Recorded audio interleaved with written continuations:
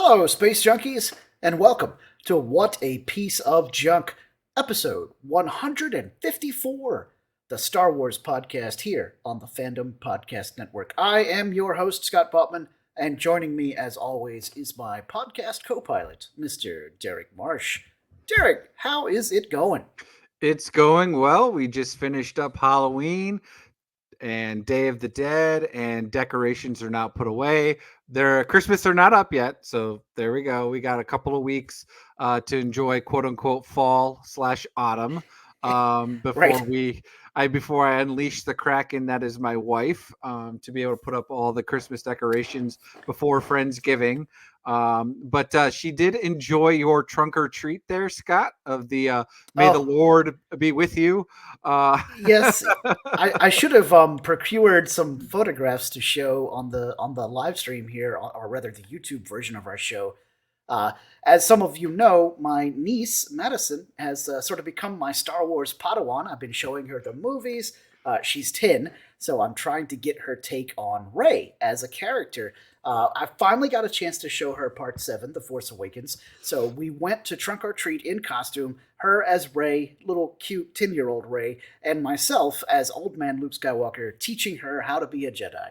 It was awesome. We got stopped for pictures like every couple of minutes. We had some great times. She got to use my light up lightsaber, or rather, my son Joseph's light up lightsaber that he got from Galaxy's Edge, and so on and so forth. And it was a blast. Derrick, did you get to take your daughter out trick or treating? Yeah, well, we didn't get to actually do trick or treat night that Thursday because it rained here. It was like perfect weather all week before, last weekend, afterwards, but it rained here enough. But no, we did do a trunk or treat as well at her school and after that Saturday after mass. So we went in. We did. She wanted to be mermaids and pirates. So All she right. was the mermaid, and rest of us were dressed up as pirates. But we had Christina's sister and niece, my um, Sophia's aunt and cousin came down from Chicago. They partook. We had a couple of friends that came and partook, and her godfather and his wife came down as well. So there was 9 of us that we had representing our trunk or treat on ours, and yeah, it was a lot of fun. It was a lot of popular. We almost ran out of candy, but luckily some people had extra, and we had 3 big bags that went through it, right? And it was just gone. So yeah, which was good because then we had plenty of candy because then Thursday, like I said, we had maybe 10 kids come up during the pouring rain. So but Right, that's right. okay. So no, it was a lot of fun. And yeah, eventually, hopefully, I can get her to do something fun. I'm thinking maybe Luigi's Mansion next year since she's Oh, into that'd be that. great. So And you know who would love to help dress up as a Luigi and or Mario character, and that is our very own Dave Filcloni, Mr. Miracle, the gooey chewy man of 1,000 nicknames, Nathan Miracle. Nathan, what's up? Hey, I'm doing great. And yes, I would absolutely love to dress up as Luigi because I do from time to time. That is one of my cosplays. I have Yeah, had Scott dress up as Mario. I've commented yep. into that before so that I could dress up as Luigi. It works great because I'm a good bit taller than he is. Um, Yes. and that's not To because be I'm so fair, tall. who is, I'm about to say, to be fair, who is not a good bit taller than I am? And that's okay. Captain of Team Short Stuff, and I don't care. Yeah, it worked great though. He was Mario, I was Luigi. I've done that cosplay quite often since we originated it.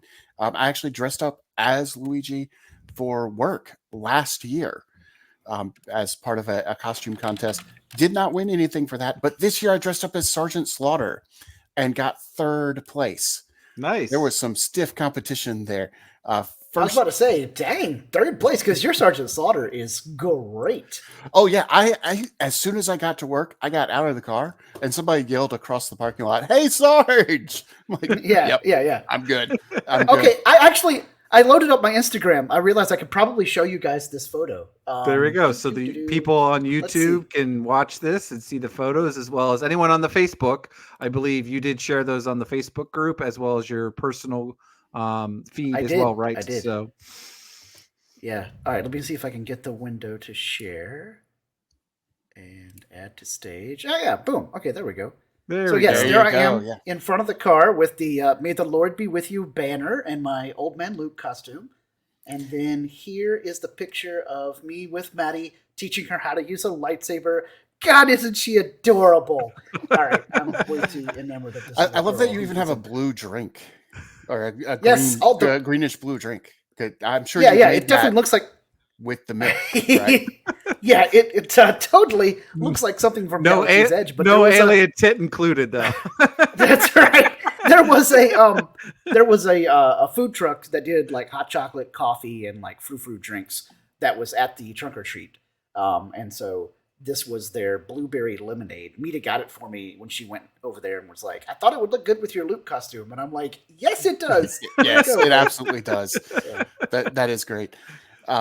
So you may notice that I am not rocking my typical beard. I no longer look like Dave Filoni, and that is because, well, I had to shave for the Sergeant Slaughter cosplay. But it's November, so I'm not going to be shaving for a little bit, and that beard will be back in, let's be honest, halfway through November. If that, it'll be back. If even that. Like Veterans Day, honestly, it'll be back. So good times. Yeah, but I figured nobody at work would understand a Dave Filoni cosplay. They'd be like, "This is just you in a Star Wars t-shirt. That's like normal." I'm like, "Yeah, it is." You're like, "Yeah, but it's you know what? Never mind." But let me show you a picture. Oh yeah, you do look like No, I don't. If I have to explain it to people, that's not going to win the contest. So I'll have to come up with something else for next year. Well, what you need to do is just between now and October 30th or whatever the costume contest is, you just need to make sure you hang up a bunch of posters and pictures of Dave Filoni every time you get a chance to show it. Have you met my friend Dave Filoni? That's only going to work for the people who actually come to accounting, which, let's be honest, most people don't. Well, do you do any Teams or Zoom meetings that you could put them in the background on your? I was going to say some days even you don't, but that's not true anymore. You actually do go into work, so that is true. Yeah, I go into work every day, and then sometimes don't see anybody for a few hours, at least until I go to lunch. Anyways, because hey, this is not the Nathan's Accounting Job podcast. This is a Star Wars podcast, so let's talk about some Star Wars. Indeed. Let's talk about the final trailer. I'm pretty sure it's the final trailer for Star Wars. I hope so. There's like 3 weeks to go. Yeah, and we have like maybe 4 weeks. We're recording this on November the 3rd, so we have precisely 1 month, 30 month days to go. 30 days. Yeah. So let's go ahead and do some reactions to the final trailer here. I know that Nathan has just viewed it again to freshen it in his mind. I watched it on my phone about 2 hours ago again. Nathan, why don't you kick it off for us and let us know what are your thoughts about the trailer? I'm super excited. Not that I wasn't excited before, but the trailer worked for its intended purpose on me.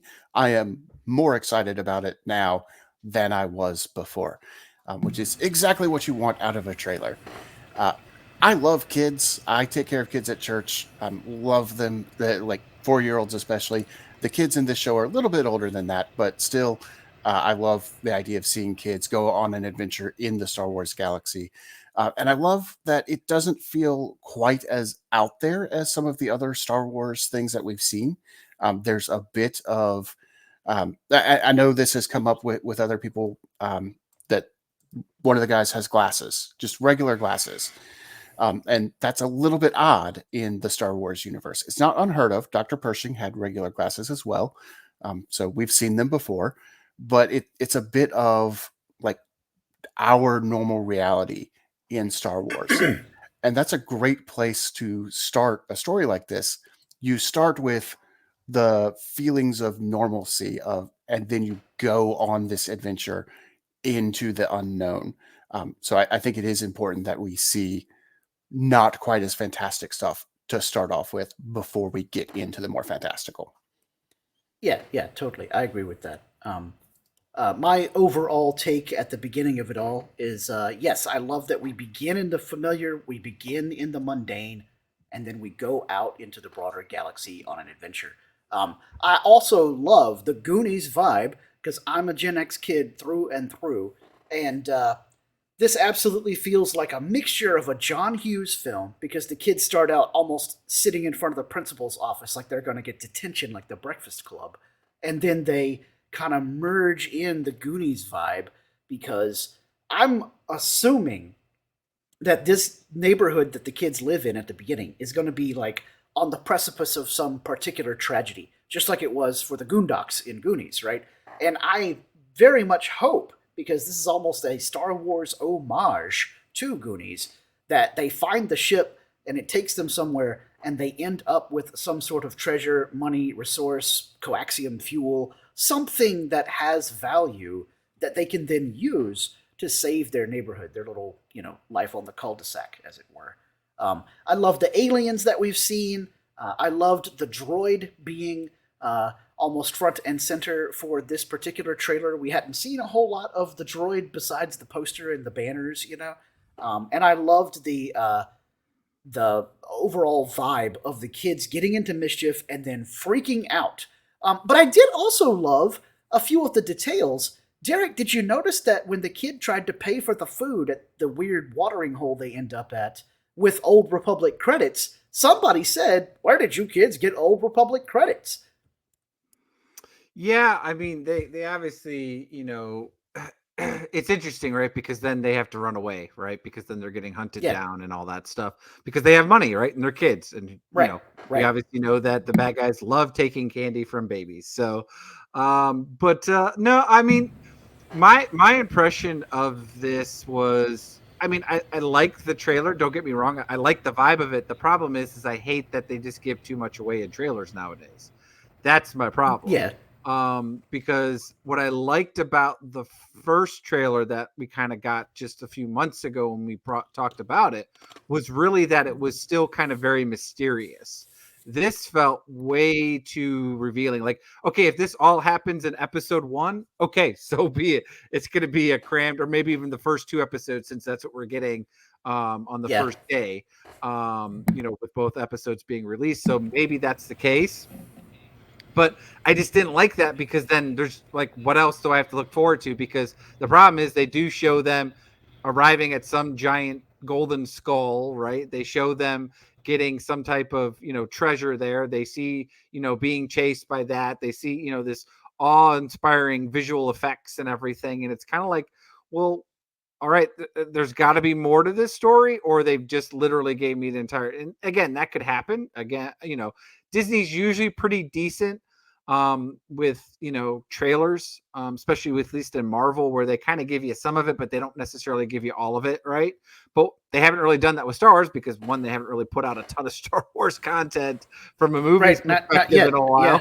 Yeah. So sad but true. So like I said, I know you could talk about the Major Tom and being in Hut Teas, and where it's like, okay, maybe they just did that for this, right? They splurged a little bit for the marketing portion, which would be fine, right? Because that would be, not to say that song wouldn't be a song you'd find in the Star Wars world, but again, we're very accustomed to these more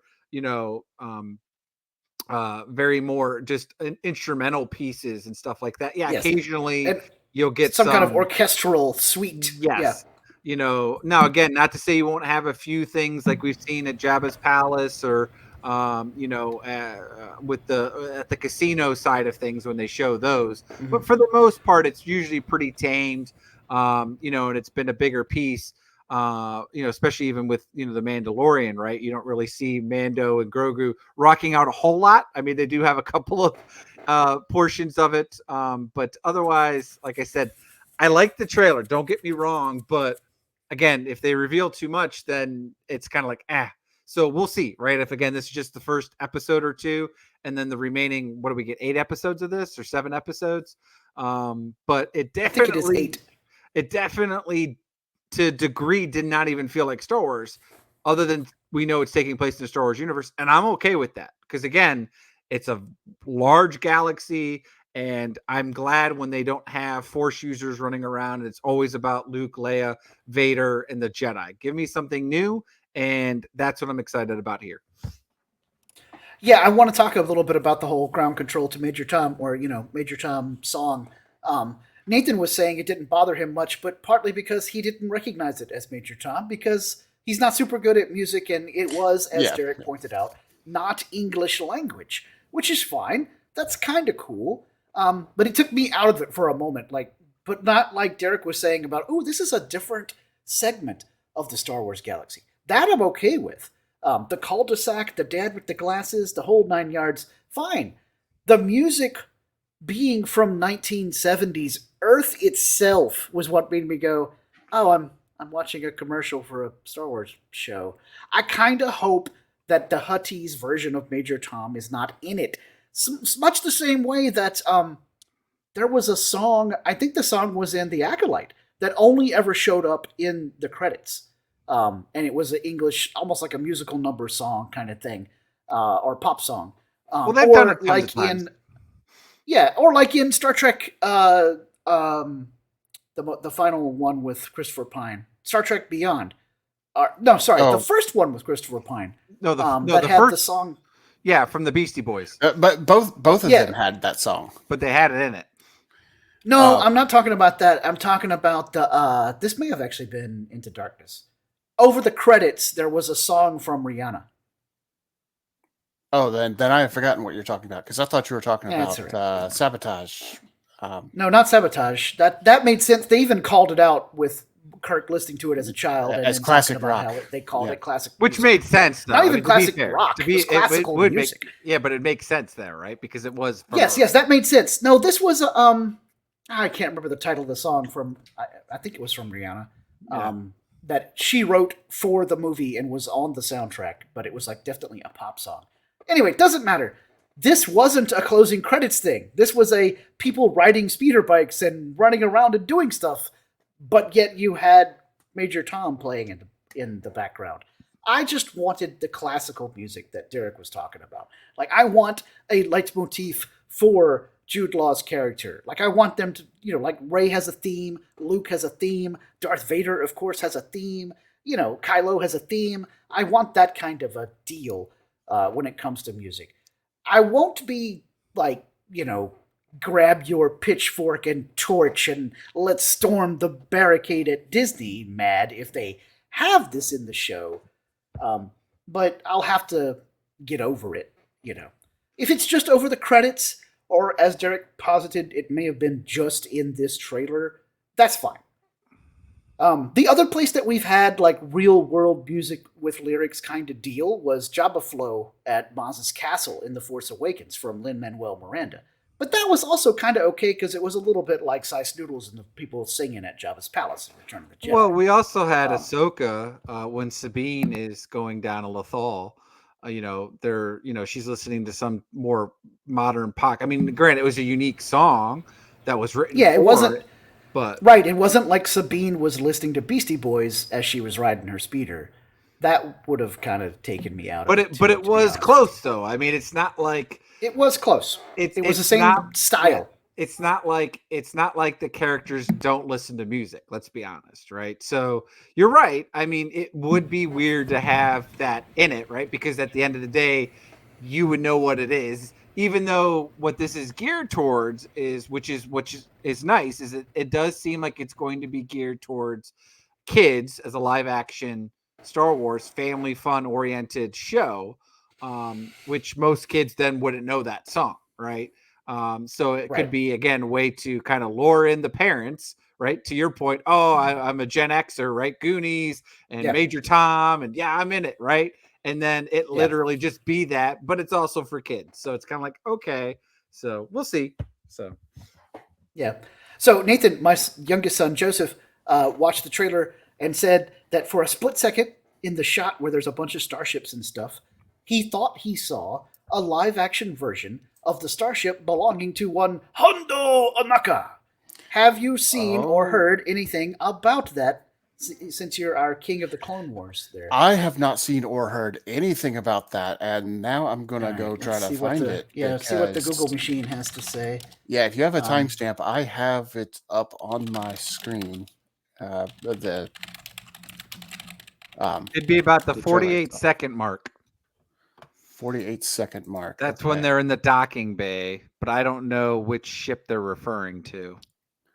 43, 44. The Katuni is the ship, and it's Hondo's ship from Smuggler's Run in Galaxy's Edge.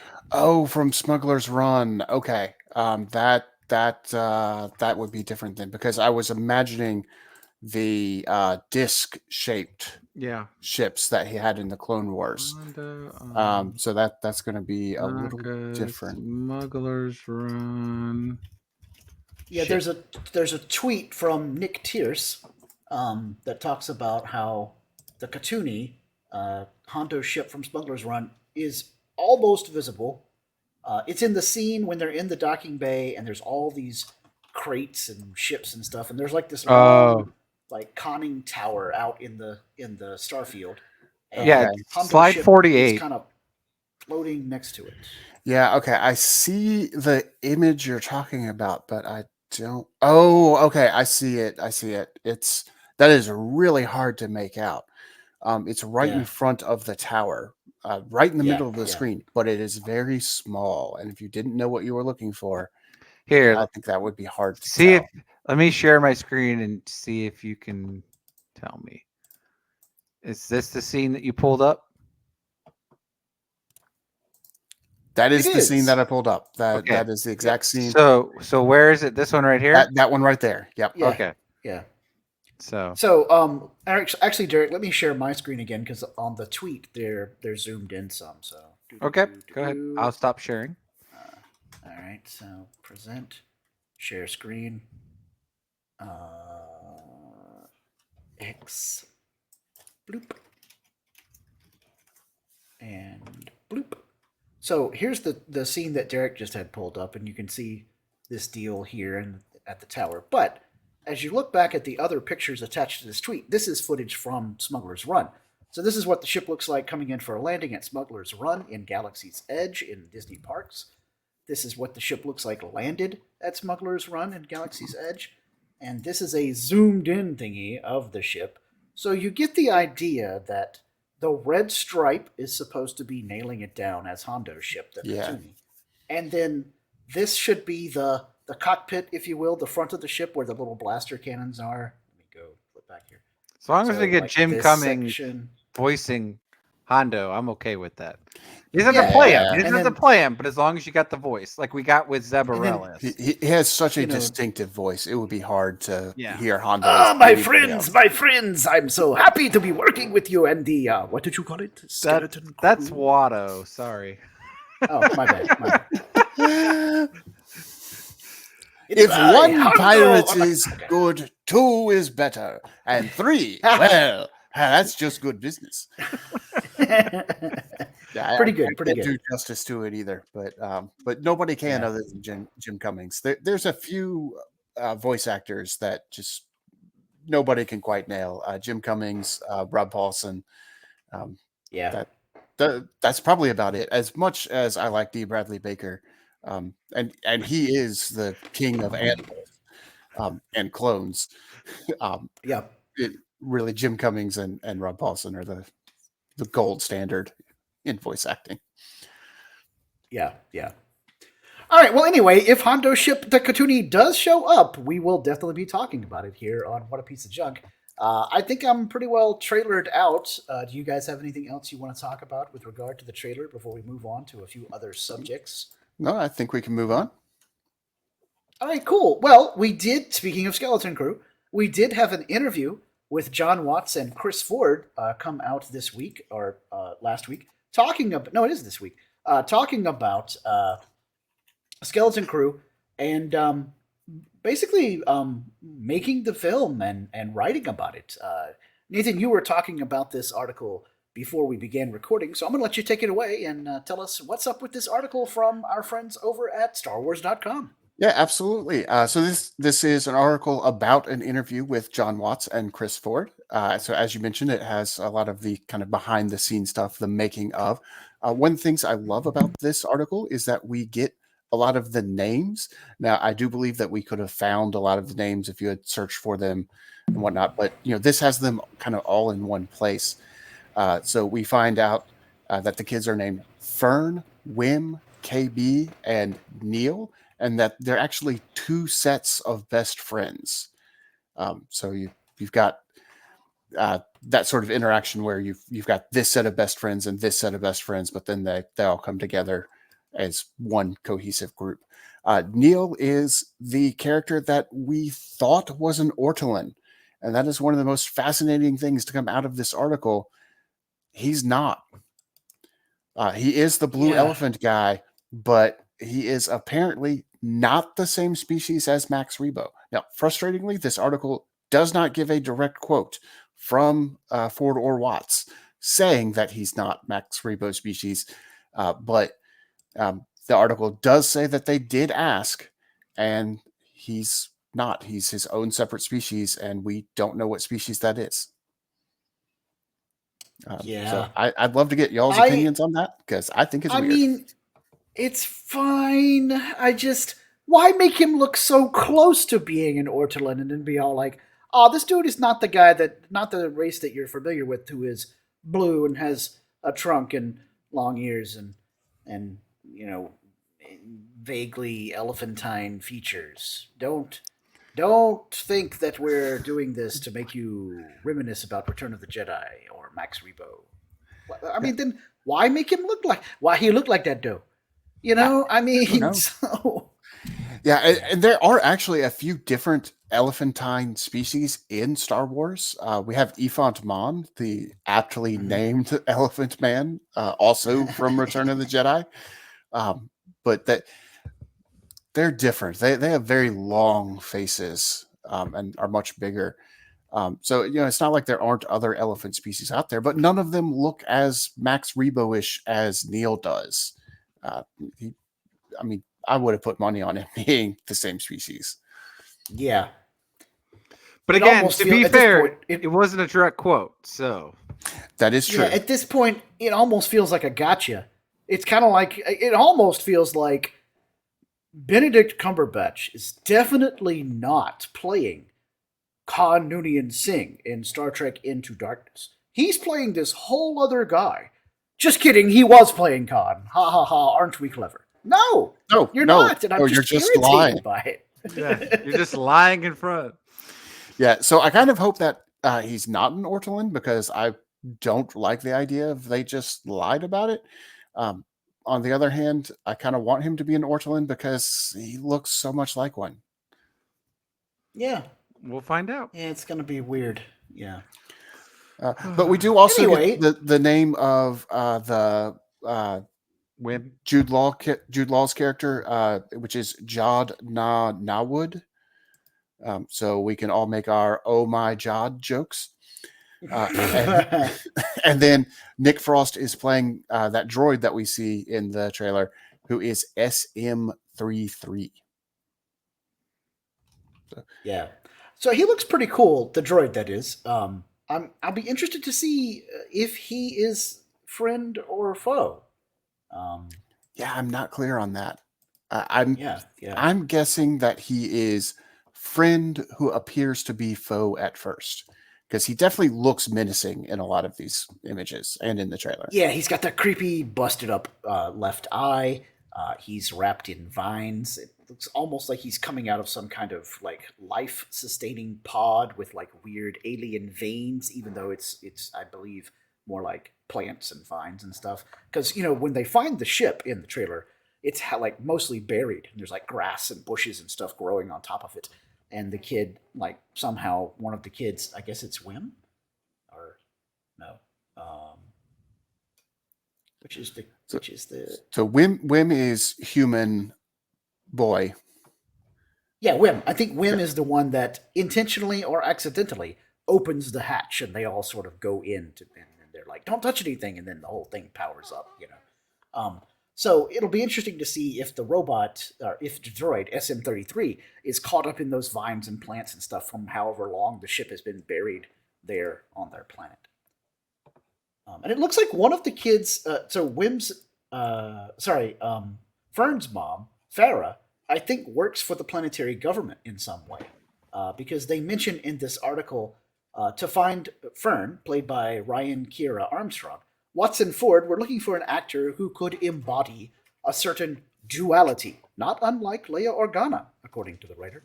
Ryan is Fern, Watts says. We wanted a kid that was really smart and could play the good, sweet daughter of someone in the government, but also be a tough rebel trying to stand up to bullies. Ryan has that intelligence and duality. She's a great actor and very thoughtful about her choices. Great quote. I hope they write her exactly as they have just described. But yeah, it's interesting to see that, her mom is apparently some sort of government functionary. I also like that in the photo they have of her and her friend KB, who's the blonde girl with the visor, that Fern looks like she has a well-stocked and well-organized backpack on. Almost like she's the little Girl Scout that, you were like, let's sneak off into the woods to investigate this old creepy starship. Okay, but first I have to make sure I bring my rations and my first aid pack, you guys. I could definitely see that being a whole thing, and then the other kids rag on her about it. And then, of course, later when they're lost in space, they're like, "Oh my God, food! I'm so glad you brought If your pack." only we had insert item here. Well, yes, I have that in my pack. Yeah, you mean this item? You mean this Kyber crystal? That'll be hilarious if it becomes some kind of running gag about her always having the thing that they need. But yeah, it was cool to get Jude Law's name out of this article. So yeah, anybody out there wanting to go read the piece, it's a pretty good piece, and there is a link to the trailer at the bottom. I do think you're right about SM-33 being foe at first, but turns into a friend, because in the still frame shot for the trailer, most of the places you see it, like the thumbnail for the trailer, the kids are all standing in front of a door, looking at the camera. Jude Law, or Jod, is with them, and right behind the kids is SM-33. A la, this is our team, this is our, merry band of mischief makers. Like, he's there with them, not trying to oppose them. Well, and there's always a character like that in this type of movie. Like in Home Alone, there's always a character that seems scary at first, but then by the end, we realize, oh, no, that old man is actually just going to the church to pray, and he's actually really nice, and he saves a day at the end. He ends up helping Kevin. Yeah. Yeah. So I think it'll be that type of character. All right, cool. Derrick, did you learn anything new from this article, or you're just like, Nope. I kind of knew all this? No, I mean, they just give too much detail away. Like, it's like, okay, let's just give everything away before we even see the episodes. So, I mean, that's like, okay, whatever. I like, hopefully, to your point, it's like, okay, now, Scott, you have this pre-notion of what, she's supposed to be like. Hopefully they write this character and she's able to act to that, because otherwise, if that character doesn't fit that predetermined notion of what you think is, then it's going to be, all right, well, that was terrible writing. Yeah, it is true. A very dangerous thing. I think a lot of the complaints that people have about Disney era Star Wars aren't really that there's a problem with whatever they're watching. It's that they came in with these expectations and the product didn't match those expectations, not because the product was bad, but just because it was different. And people don't like it when they have expectations that don't get met, even if those expectations aren't based in reality. Yeah, so. I'm looking at the very last paragraph of the piece, and I think they kind of nailed why they had to do what they did with Neel and the Ortolans. Ford says, jokingly, you don't need to know anything about Star Wars, except a deep knowledge of whether Ortolans have arms or not. And then the writer adds, the Max Rebo debate continues, but one thing's for sure, Neel is a species all his own, and we can't wait to meet him and the rest of the crew. Perhaps that is we live in an era of internet nitpicking to the degree of we're going to have to change the species because Ortolans don't have arms, and our character very much does and needs them to do stuff in our story. So maybe they started out with the idea of this is going to be an homage to Max Rebo, and somewhere along the line, somebody was like, actually, you can't have this guy be an Ortolan. He wouldn't have arms and legs. He just has legs. To which I would have been like, what if we say that infant or child Ortolans always do have arms, and as you get older, They your fall arms off. shrink and shrink and shrink until you have none, and you're really old. When you're a really old Ortolan, instead of having your beard turn gray or your hair disappear, your arms disappear, and your legs become way more prehensile and active. This could have been a perfect explanation for it. Now, the problem with that is the same thing that we had with Kiadi Mundi. We have ideas that people have that are not actually canon because something in Star Wars history has said it. So we don't actually know in canon whether Ortolans have arms and legs or not, or if they just have legs. But we have seen non-canon things. Max Rebo, card. Thank you, Derrick. Yes, totally. Yeah, it's not clear from Return of the Jedi if those are arms or legs. Yes, but just so people know that's not him. Like he's actually sitting like that. He's just a big round poo, and he's got something that's coming out of appendices, and it's basically whether those are probably puppeteered as hands. Oh, definitely. What? But we don't know whether or not they're supposed to be his legs with feet or his arms with fingers or his arms with toes or his legs with fingers. We don't know. Yeah, but that means Derrick, are you trying to tell me that that's a puppet? You are ruining my immersion. How dare you? But that means half of Star Wars fans will be dead set that Ortolans do not have arms, and the other half will be dead set that they do. And if they make him an Ortolan, half the fans are going to be upset that they broke canon. And even if you give an explanation like you gave, Scott, we found out from Kiadi Mundi, it doesn't matter if there's an in-universe explanation or not. People will cry broken canon if it doesn't match what they already think. Which, again, is another snapshot. I mean, you could definitely tell that's his arms because it's attached to his shoulders. So, but where I can't, and again, I don't know. You'd have to look it up, I guess, off the Wikipedia, where it actually says this supposable canon. Has it been always that way in comics and stuff? And I've just never paid attention that somebody called out. I have no idea. I believe the Max Rebo debate continues, as our writer says here. I guess so. Let me Wikipedia why you guys are doing this, because this is what the problem with Star Wars fans. Now, don't get me wrong. There's a lot of stuff out there that they retcon and shouldn't, but I need to figure out what this. This is hilarious. Other than advertisements galore on Wikipedia. I want to say, and don't quote me on this, so keep looking it up. I might be wrong. I want to say that there was some concept art of Max Rebo with just the legs. So I think it's like part of an action figure package with like some deluxe action figure from HasLab or Hasbro, where he comes with the big organ. And you can like put him in there, but you can also pull him out of the organ. And when you pull him out, it's all like, where are his legs? Oh, those are his legs? What? I honestly don't care enough about it to discuss it on this episode of the show. Maybe we can do it as part of our analysis of the first 2 episodes of Skeleton Crew. Because there could be all this, rigmarole on the internet by then about. So here it goes right here. So Ortolians have been inconsistently depicted with and without arms in several pieces of canon media. Yeah. So it's going to be one of those, like Nathan said, it's going to be one of those Kiadi Mundi things. Is he very short-lived cerulean male that has like 18 million wives? Or is he a really long-lived cerulean male and they're all monogamous?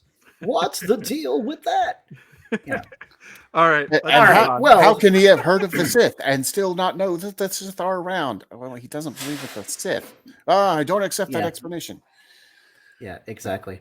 It's still all right. Well, I'm sure we'll discuss Ortolans to death whenever we get to actual discussion about an episode of Skeleton Crew.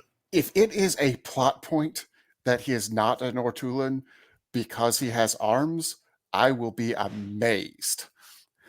Yeah, that would be hilarious. We've always been asking for subtext, so here it is. Yeah. I'm sure we'll get so much subtext in a kids show that's taking an homage to Goonies. Oh, I'm sure. Yeah. Star Wars Let's move Stranger on. Things, Skeleton Crew, is definitely going to be chock-a-block with canon references and deep world building. Now, I may have to eat these words, but if I do, they'll be able to talk about me eating my words on various other shows here on the Fandom Podcast Network. How do you like that segue? Which we're going to hear about now from our friend Kevin. Thank you for listening. We hope you're enjoying this podcast. Here are the other great shows on the Fandom Podcast Network. Culture Clash, where we discuss the latest in entertainment and pop culture. Blood of Kings, our show covering the entire Highlander universe. Couch Potato Theater, we celebrate our favorite movies. And Time Warp, our fandom flashback show discussing a year in movies and our favorite retro movie, TV, and pop culture topics. Good Evening, discussing all things Alfred Hitchcock.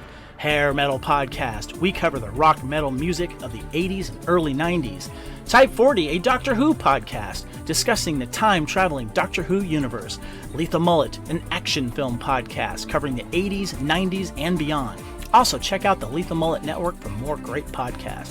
What a Piece of Junk, our Star Wars podcast. Making Treks, a Star Trek podcast with a deep dive into the final frontier. The Fandom Show, our Fandom Podcast Network live YouTube show discussing the hottest topics in fandom. The True Believers MCU podcast discussing the Marvel Cinematic and Television Universe. Union Federation, our Star Trek and the Orville show. And we're proud to welcome the BQN Network to the Fandom Podcast Network. Please visit our friends on the BQN Network, a Star Trek Universe podcast that also includes your favorite topics, movies, history, superheroes, and more. You can find the Fandom Podcast Network on YouTube. The Fandom Podcast Network is also on all major podcast platforms. The Fandom Podcast Network audio master feed is on Podbean at fpnet.podbean.com. You can find the Fandom Podcast Network on Facebook, Twitter, and Instagram. You can email us at fandompodcastnetwork@gmail.com. Thank you so much for listening, and remember, respect others and enjoy your fandom.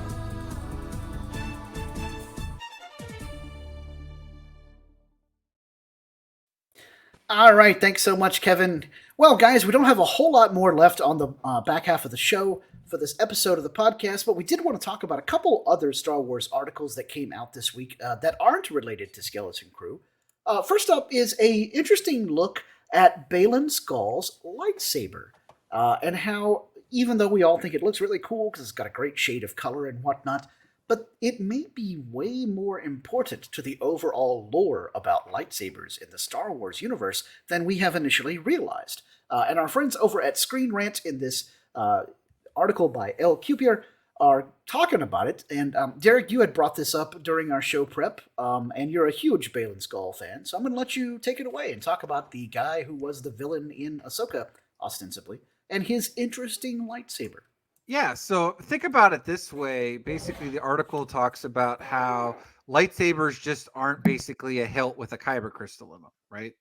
We've seen already a couple of different variations of lightsabers, right? We've seen ones with curved hilts. We've seen ones that are dual lightsabers, right? We've seen one with Kylo Ren, for example, right, where it's got the cross on coming out from his lightsaber.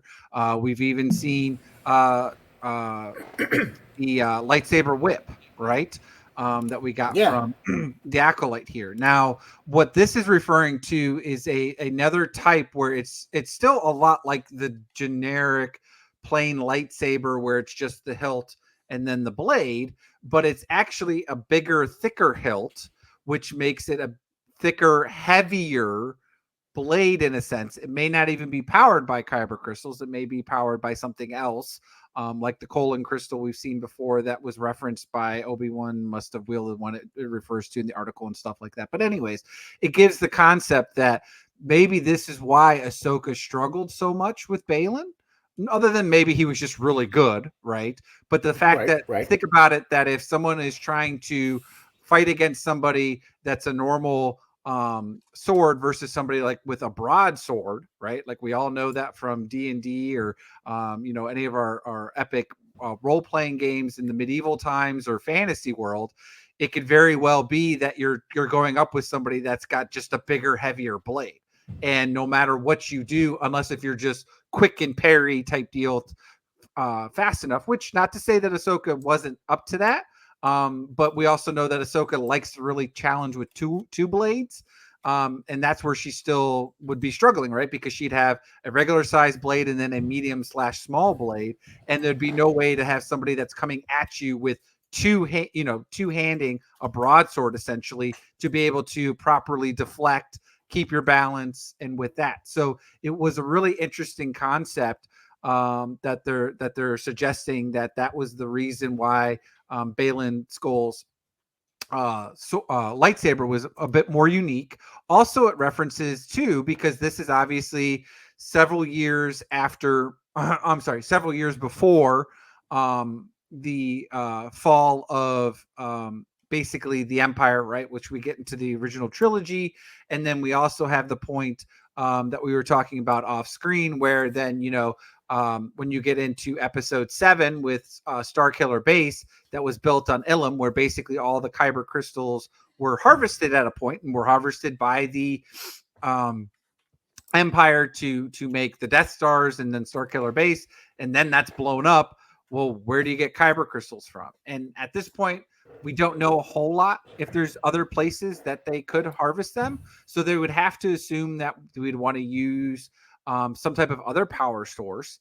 And so if there's something that at the point in time earlier on that Baylan Skoll had utilized some other power source to have a more different type of powered lightsaber, then this said that they could actually relate to something further discussed when we would get potentially Rey's New Jedi Order movie at some point. If she's going to restore the Jedi, where are they going to get kyber crystals to utilize their lightsabers? Again, there could be another planet made up that we find them, right? But in this world, or in this universe at this point, we don't know that, right? So again, that could be something further discussed at some point in that portion of the storytelling, when they get to whether it's done in the movie, or as we all like to know, that they make plenty of novels and comic books around those eras. Right. That could be discussed as well. But anyways, I just thought it was another interesting take of, okay, it still looks like a lightsaber, but it's a bigger hilt with a heavier blade. Makes sense then, especially as that's what we've seen with Baylan Skoll, overpowering Ahsoka essentially when they were dueling twice. Yeah, I love the concept here that Baylan Skoll has basically a lightsaber greatsword, or bastard sword, or Heavy hand sword. and a half sword. Yep. Yeah, he's got a big heavy sword, and so that's the main reason that Ahsoka struggled with fighting him so much, is because she basically has two short swords. And putting it in, like you said, Dungeons and Dragons terms, or any Skyrim or any of that other medieval stuff, she's outclassed. Her weapon is not able to stand up against his in a particular duel like that.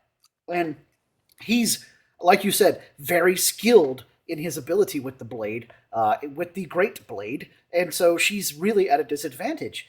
But I do also like the idea that it's going to need a different kind of power source, or at the very least a different arrangement of the crystal, in order to get the energy it needs and project the blade of that size.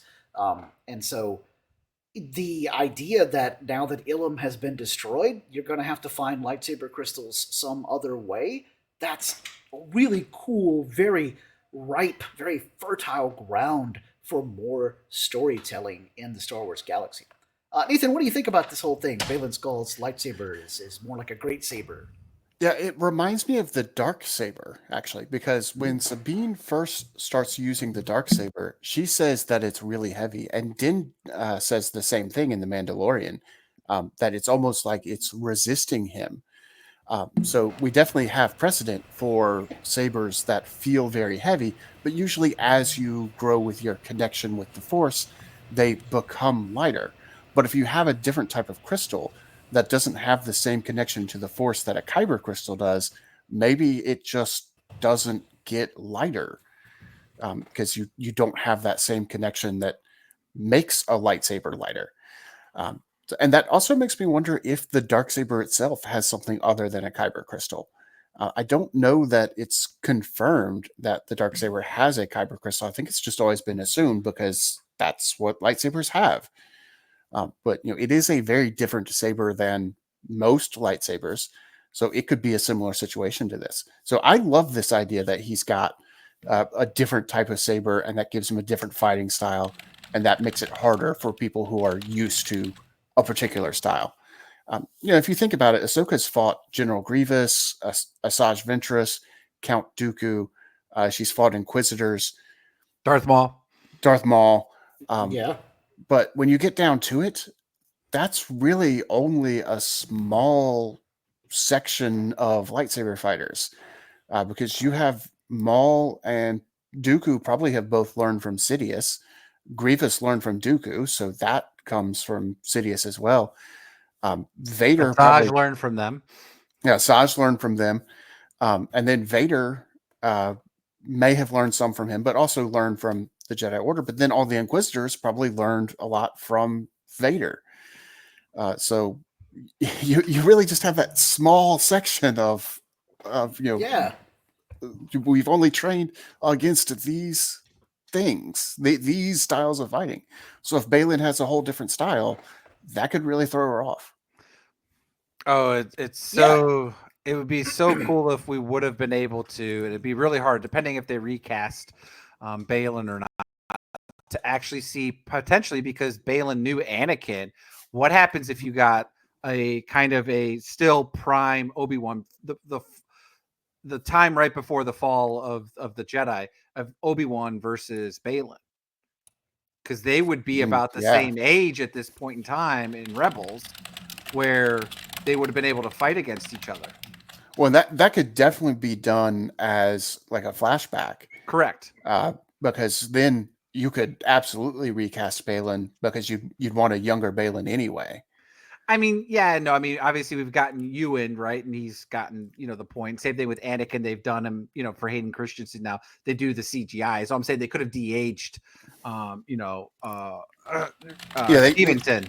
So, that's all I'm saying. They could have done it. Now, yeah, whether they recast them all together is all I'm saying. But yes, you could get flashback and do someone else that is younger looking regardless. But all I was saying was, could you get prime Baylan versus prime Obi-Wan, essentially, right? Yeah. And you could do it that way, or you could do it animated in a Clone Wars-esque cartoon. Oh, how cool would it be if we got yet another season of Clone Wars? Mwah. Clone Wars, the secret missions. It'd be Tales of the Jedi. Could be Tales of the Jedi. Tales of the Jedi is way more likely. Way more likely and more logical. Or Tales of the Empire. Like a great Tale of the Jedi. Yeah. Yeah, that would be totally. The fall of Baylan type deal, where he would know Anakin, he would know Obi-Wan, and maybe even see, like you said, where they explore this, great sword, essentially. Because if you think about it, you had brought up a good point, though. The thing that I've always thought about the dark saber, though, too, is if you think about the dark saber, is almost always, to me, represented the katana, which is a totally different version of a lightsaber than we've gotten from just the generic, almost, fencing longsword lightsaber, yeah that we look an like épée or foil, or maybe a longsword, maybe a longsword, right? But yeah, that's where I've always thought. So that could be what you mentioned there too. So we don't know that the dark saber was made from a kyber crystal, right? We've, like you said, we've always assumed that's what Disney gives us in Star Wars Galaxy Edge when you get the dark blade, or the black blade, essentially. Look for that, but that's just because they've done that, right? At this point, they're just gimmicking to make it, they're not saying it's something else. That's to sell crystal. It's merchandise. There's a chance you get the Darksaber one. Yeah. They could absolutely say, well, those were never kyber crystals in the first place. Those were correct insert type of crystal here, whether it's the Conan crystal or even some other type of crystal. Mm-hmm.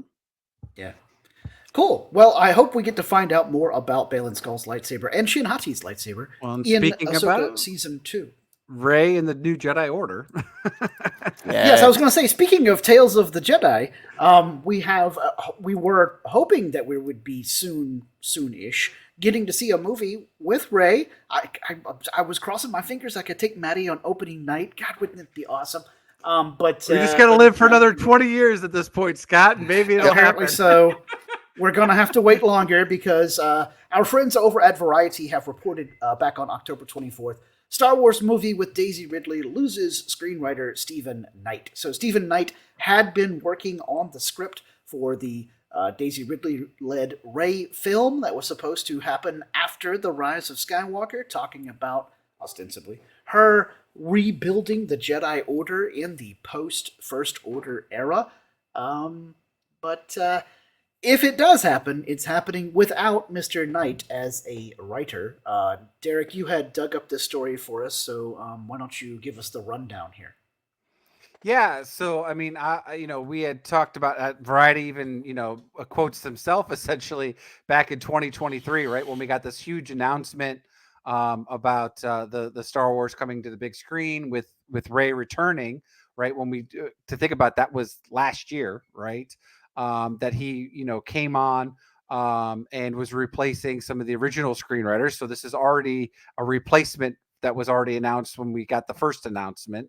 That he was going to be writing for it, which if you look at his writing credits, it's really long. It's really a lot of good stuff, right? And this is what I complained about when we had like Acolyte, right? That what made Andor so great was you had people with experience. With the Acolyte, you had a little bit from, I can't remember her name, whoever came up with the original Acolyte. She had some credit, but everybody else that was basically in charge of the episodes, writing credit wise, had like 3 to 8 TV episodes of different stuff. And it just wasn't enough to really warrant the good writing, because we said, there was a good story there. We just felt every episode was not very well thought out. There was a lot of subtext that was missing. And just, again, we were getting 30, 35-minute episodes, and you really can't do a whole lot when you're jumping around like it did. And again, I think that's what hurt the Acolyte so much. So, again, we got somebody that's a good writer coming in, doing this, and then all of a sudden there's delays, right? You have the writer's strike, blah, blah, blah, blah. And then all of a sudden it's like, yeah, we're going to go ahead and have him leave. And it's just like, really? Yeah. So, here we go again. It's feeling, again, it ended up coming out good, but this is kind of feeling like what we got with Solo, right? Where yes. you had and even though people.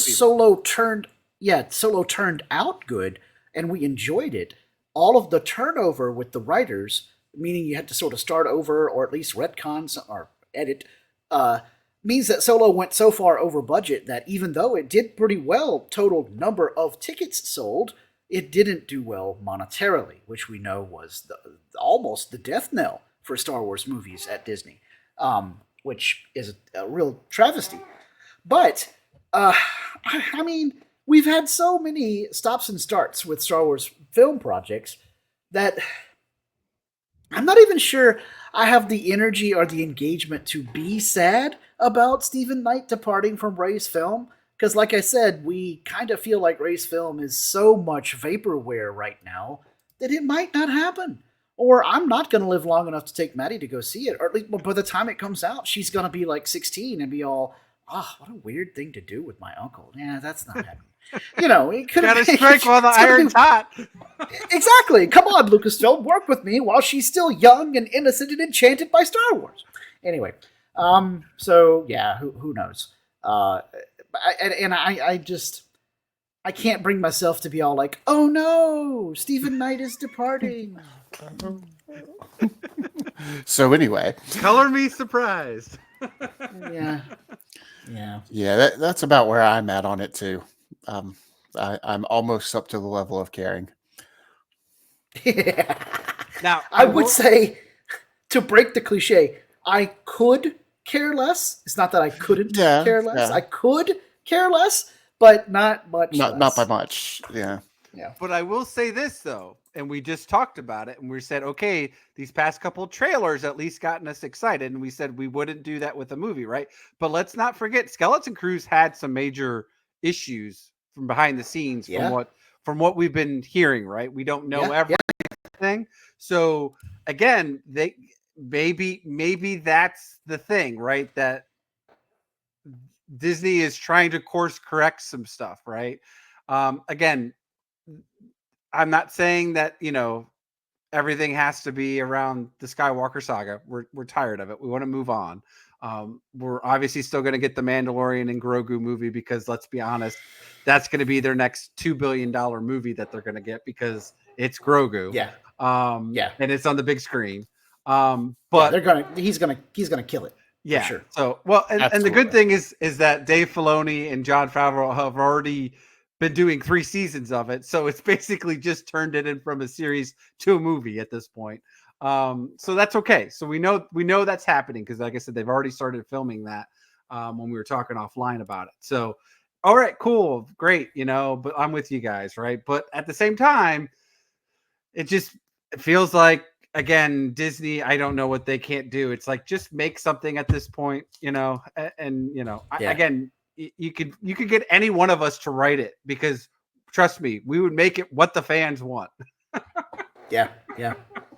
And speaking of what do the fans want, it's time for Derrick's favorite part of the show, and that is, what Star Wars t-shirt are we wearing this week? So this week, guys, I am rocking my Queen homage shirt that is based on The Bad Batch. You can see everyone's favorite Clone Force 99 in all of their heroic glory here in black and white. And this is, of course, a shirt voiced by D. Bradley Baker, D. Bradley Baker, D. Bradley Baker, and D. Bradley Baker, because he does the voices of every single clone in Star Wars. I love this shirt.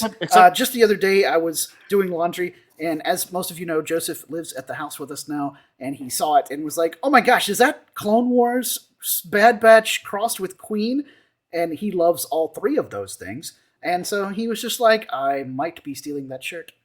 He hasn't yet, but, I don't put it past him. So I got to bring up the technicality of Omega. That's true. Omega is not on the shirt. Male right. clones. Male clones. Yeah, okay, Yes. There you go. Yes. But I would say original Clone Force 99. From the Clone Wars itself, not necessarily from the Bad Batch era. So Yeah, because we don't have tech. So yeah. Echo. Or Echo. Yes, sorry, Echo. Yeah. So no Echo and no Omega. All right, Nathan, what do you got? All right, well, I've got 2 things. You can probably see my hat already. We've got Grogu on there. So cute. Very cute. But matching that, matching that in color at least, I have the Indoor National Forest. You are now entering the Indoor National Forest. Do be careful. I told my parents a story about this shirt this morning, actually. I started the day in Tennessee, rode back from there, but told them a story about how when Peter Mayhew was shooting Return of the Jedi, they actually had to have somebody go around with him wearing an orange vest so that nobody would shoot him thinking that he was Bigfoot because they were shooting it out in California. Yep. So they had to be very careful about that. But I got this shirt up at the Mighty Meeple, one of our local game stores, the one where I play Marvel Crisis Protocol, and oddly not Star Wars Shatterpoint, mostly because, that'd be more money. So anyway, yeah. I love really that enjoyed that shirt. I love your indoor shirt with the sign. Still has the U.S. Forestry logo. I was going to ask. I was trying to read what the U.S. stood for. United Systems. United Systems. Yeah, sure. Yeah. It's definitely not United States. No, all right, no, Derrick. absolutely not. Derrick, what do you got? I'm rocking a little bit of publicity for our show. Boom! What He's a wearing his piece very of own What junk. a Piece of Junk t-shirt. Yes, good times. My blue one. An 'cause I excellent have Star 2. Wars Yes. influenced shirt. Totally not actually Star Wars and legally distinct from Star Wars. Please don't sue us, Lucasfilm. Yeah, good times, good times. Well, too, with the merchandise. yes, and the coffee mug. Well, then that's the perfect segue for me to let all of our listeners know that if you'd like your very own What a Piece of Junk t-shirt, mouse pad, coffee mug, iPad case, etc., head on over to tpublic.com and you can sign up there as a user and then order cool merch from our show or any other show here on the Fandom Podcast Network. So again, that's tpublic.com and just search Fandom Podcast Network in the search bar and you'll see all that cool stuff that you can order, maybe even a pillow with our logo on it. So you can throw it on the couch while you watch Star Wars on Disney+. And speaking of finding us out there, Nathan, let folks know where they can find us on the internet, please. You can find us all over the internet. Anywhere that you stream podcasts, you can find us. And that would include fpnet.podbean.com on the Podbean app. That is our master feed. You can also find us on Apple Podcast, Stitcher, Spotify, iHeartRadio, Google Play, and of course on YouTube. You can find us on Facebook at What a Piece of Junk, a Star Wars podcast.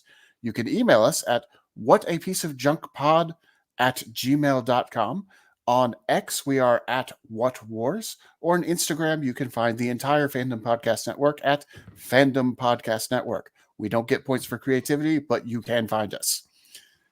Now, Derrick, when people do find us, particularly on Apple with their podcast reviews, or anywhere else that allows reviews, what should people do?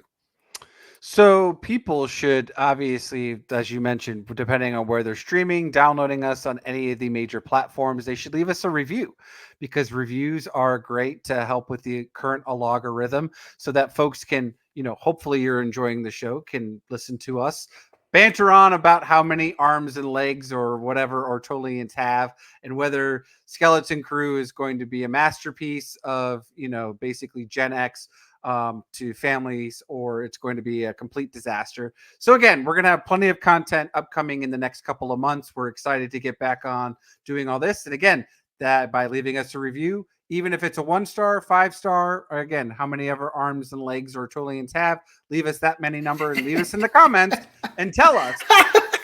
And we'll be fine to know. So either way, let us know. You have broken the system by trying to leave a 0-star review. Please refine. Oh, man. Anyway, don't forget the nose counts, so add a star for that. Yeah. Well, we want to thank our listeners for joining us on this episode.